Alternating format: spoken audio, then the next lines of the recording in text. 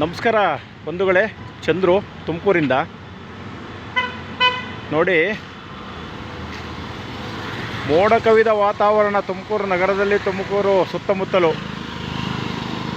ನಿನ್ನೆ ಮೊನ್ನೆ ಇವತ್ತು 3 ದಿನನೂ ಕೂಡ ಸೂರ್ಯನನ್ನು ನೋಡೇ ಇಲ್ಲ ಅಂತ ಅನಿಸುತ್ತೆ ಜನರು.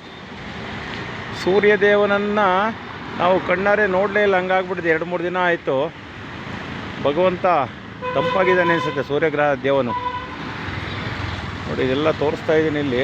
ಇದು ಟೌನಲ್ಲಿ ಮತ್ತು ಬಸ್ ಸ್ಟ್ಯಾಂಡ್ ಆಜುಬಾಜಿನಲ್ಲಿ ತೋರಿಸ್ತಾ ಇದೆ ರೋಡ್ನ. ಎಂಪ್ರೆಸ್ ಸ್ಕೂಲ್ ಎದುರುಗಡೆ ನೋಡಿ, ಇಲ್ಲಿ ಏನಿಲ್ಲ, ಎಲ್ಲ ತಂಪಾಗಿದೆ. ಬಹುಶಃ 30 ಡಿಗ್ರಿ ಸೆಲ್ಸಿಯಸ್ ಮೇಲೆ ಇರಬೇಕು, ಇಲ್ಲ 80 ಡಿಗ್ರಿ ಸೆಲ್ಸಿಯಸ್ ಮೇಲೆ ಇರಬೇಕು ಅನಿಸುತ್ತೆ. ಇಲ್ಲ ಅದರೊಳ ಹಿಂದೆ ಮುಂದೆ ಇರಬೇಕು ಅನಿಸುತ್ತೆ. ಏಕೆಂದರೆ ತುಂಬ ತಣ್ಣಗಿದೆ ಪ್ರದೇಶ.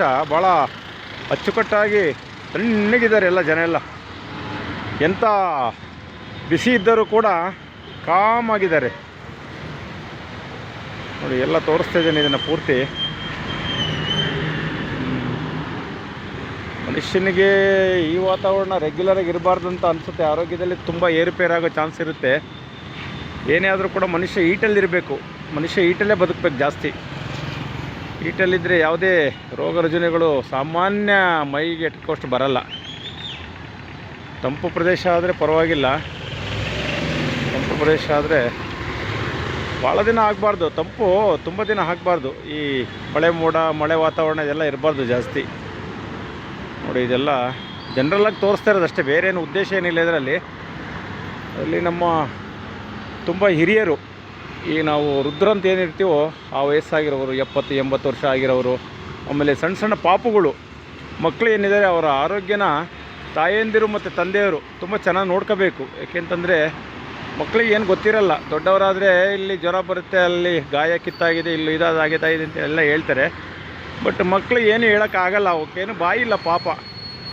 ಆದ್ದರಿಂದ ನನ್ನ ಬಂಧು ಬಳಗದವರಿಗೆ, ನನ್ನ ತಾಯಂದಿರಿಗೆ, ನನ್ನ ತಂದೆಯರಿಗೆ ಹೇಳ್ತಾ ಇದ್ದೀನಿ, ಮಕ್ಕಳನ್ನು ಚೆನ್ನಾಗಿ ಪೋಷಣೆ ಮಾಡಿ. ಈ ಒಂದು ವಾತಾವರಣದಲ್ಲಿದ್ದಾಗ ಮಕ್ಕಳನ್ನು ಜಾಸ್ತಿ ನೀವು ಹೀಟ್ ಪ್ರದೇಶದಲ್ಲಿ ಇಡಿ. ಹೀಟ್ ಪ್ರದೇಶ ಅಂದರೆ ಗೊತ್ತಿದೆಯಲ್ಲ, ಬೆಡ್ಶೀಟ್ ಹಾಕ್ಬೋದು, ಹುಲ್ಲನ್ನು ಹಾಕ್ಬೋದು, ಹುಲ್ಲನ್ ಟೋಪಿ ಹಾಕೋದು, ಹತ್ತಿ ತಗೊಂಡು ಕಿವಿಯಲ್ಲಿ ಇಡಬೇಕು. ಇದೆಲ್ಲ ಸ್ವಲ್ಪ ಮಾಡಬೇಕು. ಮಾಡಿದರೆ ಏನಾಗುತ್ತೆ ಅಂದರೆ ವಾತಾವರಣ ಸ್ವಲ್ಪ ಏರುಪೇರು ಆದ್ರೂ ಕೂಡ ಹೊಂದಾಣಿಕೆ ಆಗುತ್ತೆ ಬಂಧುಗಳೇ.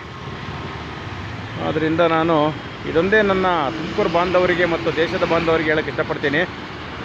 ಕರ್ನಾಟಕ ಜನ ಯಾರೇ ಆದರೂ ಪರವಾಗಿ ಎಲ್ಲ ನಮ್ಮವರೇ, ನಮ್ಮ ಹತ್ತಿರದಲ್ಲಿರೋರು ಅಂತಲ್ಲ, ಎಲ್ಲರೂ ನಮ್ಮವರೇ. ಈ ಒಂದು ವಾತಾವರಣ ನೋಡಿ ನಾನು ಎಲ್ರಿಗೂ ಕೂಡ ಈ ಒಂದು ಸಜೆಷನ್ ಕೊಡ್ತಾಯಿದ್ದೀನಿ. ನಾನೇನು ಡಾಕ್ಟ್ರಲ್ಲ, MBBS ಡಾಕ್ಟ್ರನ್ನೆಲ್ಲ, ಏನೋ ಒಂದು ವಾತಾವರಣ ಅನಿಸುತ್ತೆ. ಇದೊಂದು ಮೋಡ ಕವಿದ ವಾತಾವರಣ ಇರೋದ್ರಿಂದ ಎಲ್ಲ ನನ್ನ ತಾಯಿ ತಂದೆಯರಿಗೆ ಮಕ್ಕಳನ್ನು ಚೆನ್ನಾಗಿ ನೋಡ್ಕೊಳ್ಳಿ. ಮಕ್ಕಳ ಆರೋಗ್ಯವೇ ನಿಮ್ಮೆಲ್ಲರ ಆರೋಗ್ಯ ಅಂತ ಹೇಳ್ಬಿಟ್ಟು ಈ ನನ್ನ ಮಾತು ಮುಗಿಸ್ತಾ ಇದ್ದೀನಿ. ನಮಸ್ಕಾರ. ಜೈ ಕರ್ನಾಟಕ, ಜೈ ಕರ್ನಾಟಕ, ಜೈ ಭಾರತ, ಜೈ ಭಾರತ.